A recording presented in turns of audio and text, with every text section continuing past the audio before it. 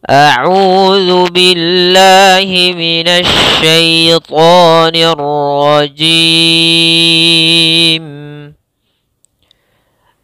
أو كصيب من السماء فيه ظلمات ورعد وبرق يجعلون أصابعهم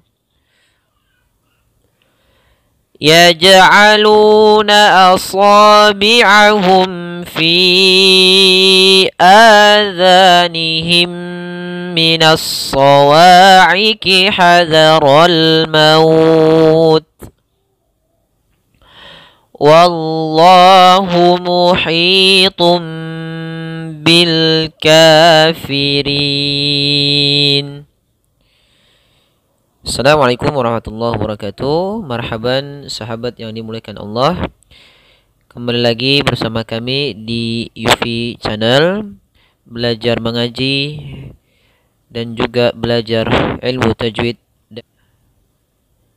Teman-teman yang dimuliakan Allah, insyaallah pada kesempatan kali ini kita akan belajar bersama mengurai hukum tajwid yang ada pada surah Al-Baqarah ayat 19.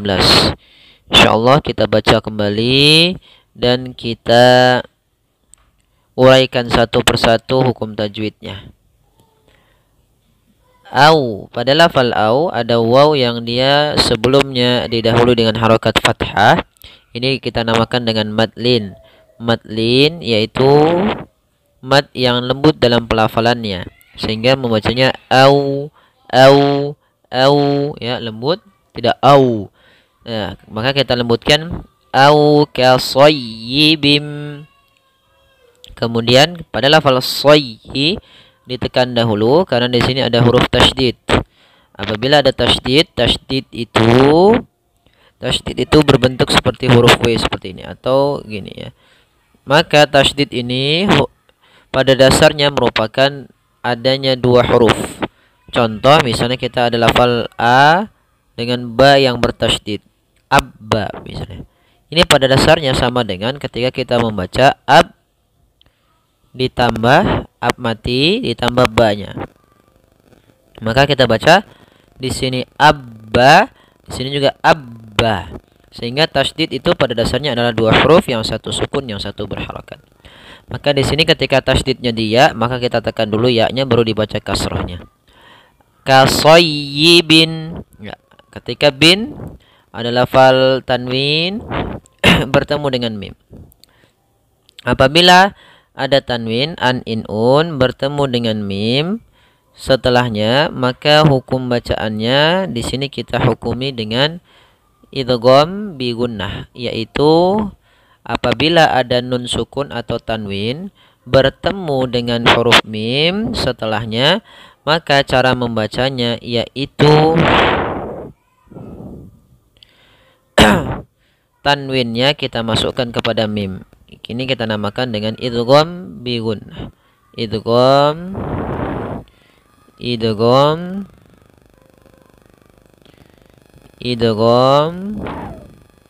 bi gunnah.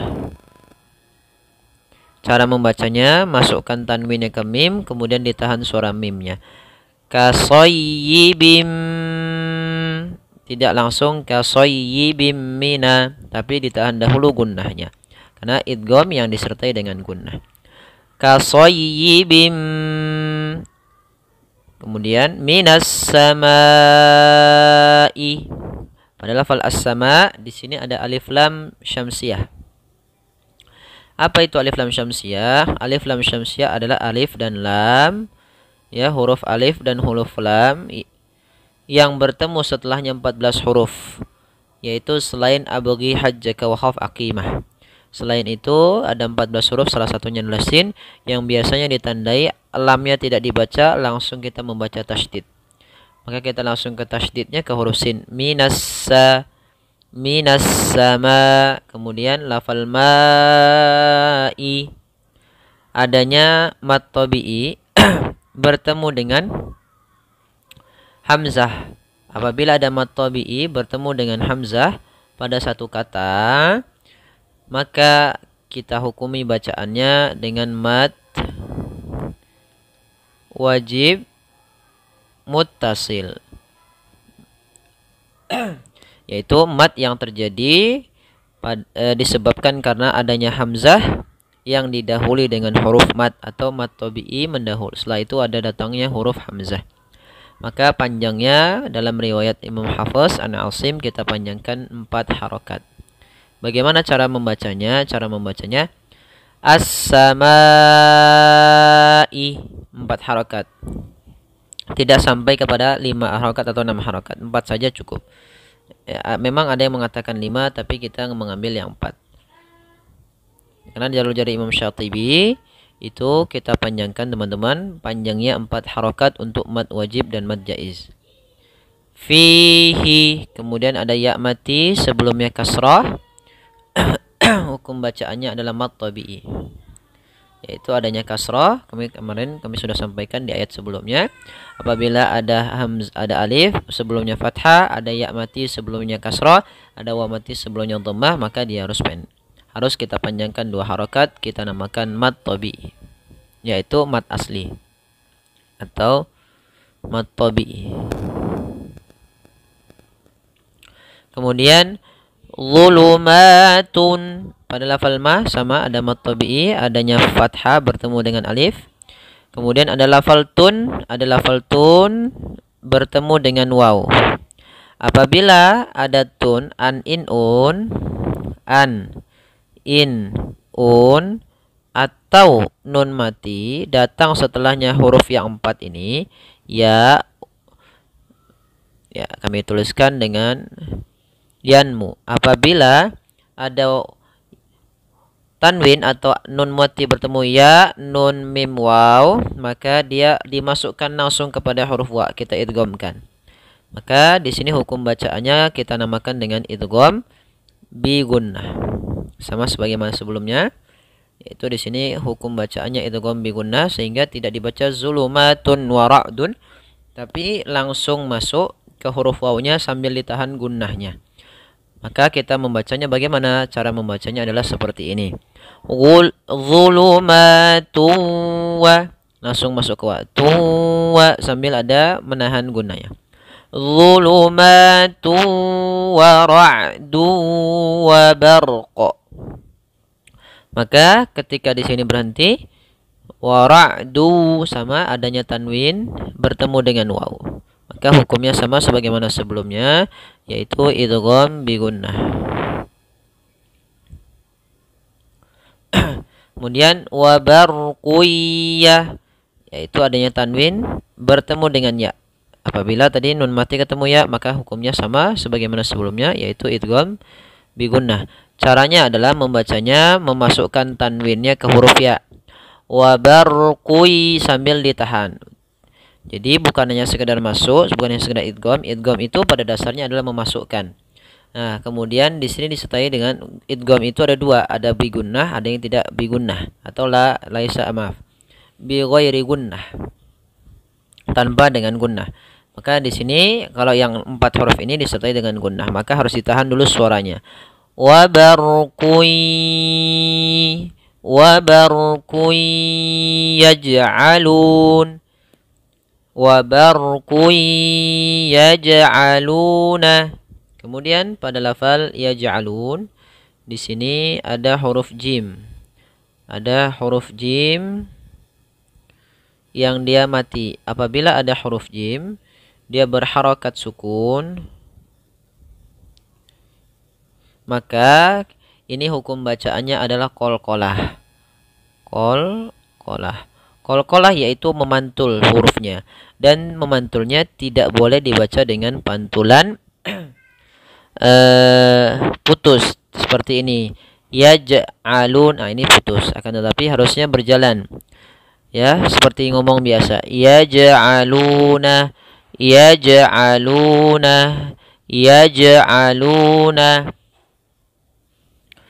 Kemudian luna, ada lafal luna, ada huruf waw yang mati didahului dengan huruf dhammah, maka mad tabi'i, hukum bacaannya mad tabi'i Kemudian asabi'ahum. Pada lafal so sama. Di sini ada alif yang kecil didahului dengan fathah. Hukum bacaannya mat tabi'i sama sebagaimana sebenarnya mat tabi'i atau mat asli. Kita panjangkan 2 harakat. Ahum fi. Kemudian di sini ada mim mati bertemu dengan huruf.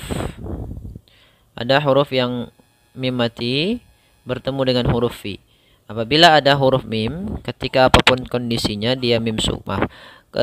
Mimnya ini mim sukun, yaitu apabila ada mim sukun bertemu setelahnya seluruh huruf hijaiyah selain huruf mim dan ba, maka kita hukumi dalam bacaan tajwid, kita namakan dengan izhar syafawi. Izhar syafawi. Maka bacaan mimnya harus jelas dan tidak boleh ditahan. Asabi'ahum fi. Tidak boleh. Asabi'ahum fi. Enggak, tidak boleh seperti itu. Kemudian pada lafal fi, di sini ada mat tabi'i bertemu hamzah. Akan tetapi hamzahnya berada di lain kata. Maka ketika hamzahnya di lain kata, kita hukumi dengan bacaan mat jaiz munfasil. Kemudian adzanihim, ada 2 harakat hamzah bertemu ini. Kemudian za 2 harakat mat tabi'i. Nihim. Nah, kemudian di sini ada mim mati bertemu dengan mim. Nah, kalau tadi kami sampaikan apabila ada mim mati bertemu seluruh huruf hijaiyah selain mim dan ba, maka hukumnya izhar syafawi. Apabila ada mim mati bertemu dengan huruf mim juga, maka hukum bacaannya di sini kita namakan dalam ilmu tajwid idgham mimi, yaitu cara membacanya memasukkan mim ini ke mim yang kedua kemudian ditahan 2 harakat. Kalau tadi tidak boleh ditahan, terus jelas. Kalau di sini harus ditahan. Fi adzanihim minas sawa'iqi hadzaral maut. Adzanihim mina. Nah, ditahan dulu. Tidak langsung adzanihim minas sawa'. Enggak. Tapi ditahan dahulu. Kemudian minas sawa'iqi. Shad hurufnya tebal. Shad harus tebal isti'la sebagaimana tadi huruf sebelumnya. Sawa'iqi. Shad ini tasydid. Nah, sebelumnya ada alif lam syamsiyah sama alif lam, di sini alif lam syamsiyah. Langsung tidak dibaca tapi langsung ke huruf shad. Sawa'iqi. Sawa'iqi hadzaral maut. Ha tipis makhrajnya, jangan dibaca hadzaral. Ha makhrajnya adalah di tengah lidah, di tengah tenggorokan kita. Ha kita keluarkan dan tidak boleh masuk hidung. Za tipis. Hadza yaitu ujung lidah kita menempelkan dengan gigi seri. Hadzaral, hati-hati jangan membacanya hazarol, tapi hadza. Hadzaral. Ro-nya tebal. Al-maut. Nah, kemudian di akhir pada lafal al-maut, pada dasarnya kita membaca hadzaral mauti. Tapi karena kita wakafkan, kita matikan wawunya panjang. Maka al-maut, maka menjadi di sini hukum bacaannya mat arid disukun, yaitu yang sukun yang di mat yang timbul karena disebabkan ada sukun yang diwakafkan dan sebelumnya panjang, atau dia mat lin sebelumnya atau mat tabi'i. Kemudian wallahu muhitum bil kafirin. Wa tipis, Allahnya tebal. Hati-hati jangan langsung wallah, tapi wallah. Ya, wallah. Wa-nya tipis, Allahnya tebal. Wallah. Wallahu muhit. Ya, kemudian hu tebal, muhitun. Pada lafal hi di sini ada ya sukun. Sebelumnya kasrah, maka dia mat tabi'i. Kemudian bil kafirin.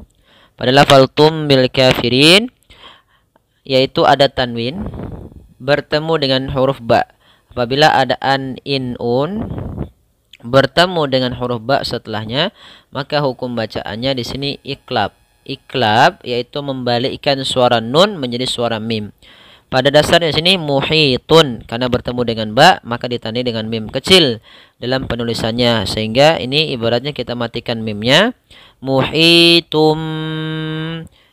Cara membacanya adalah kita tahan dulu suara tumnya baru masuk ke ba. Muhitum bil kafirin. Kita ulangi. Wallahu muhitum bil kafirin. Ya, pada lafal kaf ada mad tabi'i lagi, yaitu ada alif sebelumnya fathah, kemudian kafirin. Kafirin ya di sini mad arid disukun. Panjangnya boleh 2, boleh 4 dan boleh 6. Baik, kita coba ulang secara keseluruhan ayatnya. Au kasayyibim minas samaa'i fihi dhulumatun wa ra'dun wa barqun yaj'aluna